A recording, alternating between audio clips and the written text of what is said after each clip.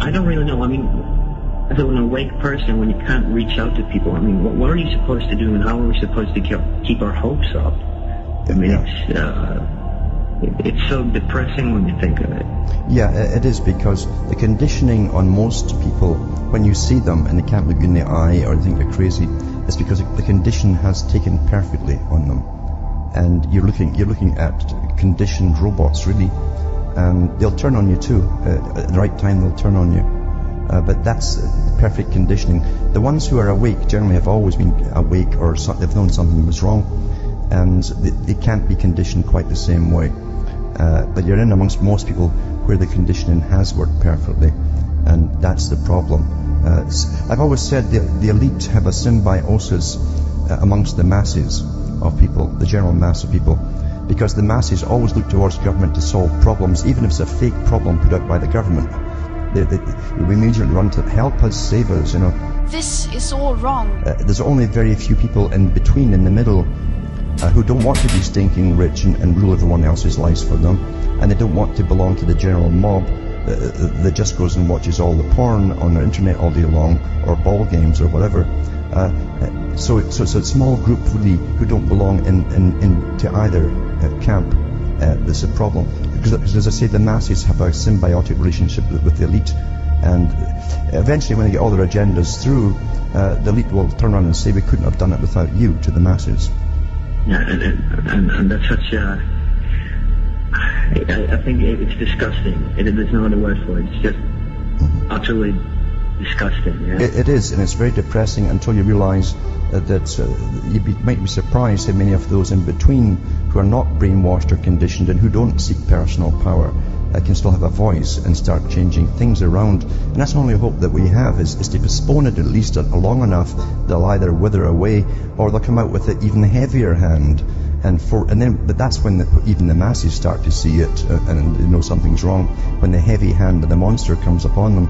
And that's what it might take. Stall them long enough until timetables, according to those at the top, cannot be stalled. If you can stall their timetables, they get awfully angry and they start using force. Force is, at least the use of force, it terrifies the public, and maybe even to waking up a little bit. And that's all we can really hope for. It's because it's too perfect. It's been here too long, this system. But we cannot use violence and force. No, they're so perfectly good at getting us to kill each other or fight each other. This has been their strategy for centuries, and it's a perfect art of how to get it all going. We can't use that at all. But by the same token, we have to make sure that the elites don't come out with a heavy hand and start using open force on the general public. Here's the thing too. They have been using force, or at least deadly intentions on the general public, because they know how they've been dumbing us down. They know when they rob your mind, this is the same as killing you. And when they inject things into you too that make the autism bloom, and it also makes everyone quite a few points lower in the IQ scale, makes us all sick so that we'll die off early, infertile, etc. They are physically, literally, this is a targeting, this is a murderous rampage has been going on for a long time under the usual covert actions of the United Nations that always deny what they're doing. One of the top players in this, who wrote about it, who taught Rhodes Scholars back in the 40s and 30s, internationalist again, who spoke, by the way, so he made a great speech in Sweden, was Toynbee. There were two Toynbees, father and son, and one took over from the other. But they literally taught the Rhodes Scholars for internationalism and to penetrate all governments and push them towards internationalism. He said, we always deny with our mouths what our hands are doing. And that's become the mantra for every organization within the United Nations.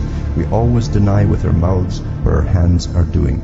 And that's still their strategy today. Thank you for inviting me.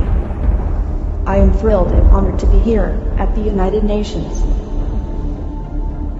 The UN is one of humanity's greatest accomplishments, representing a democratic union of nations that are working together for the benefit of all. I am here to help humanity create the future.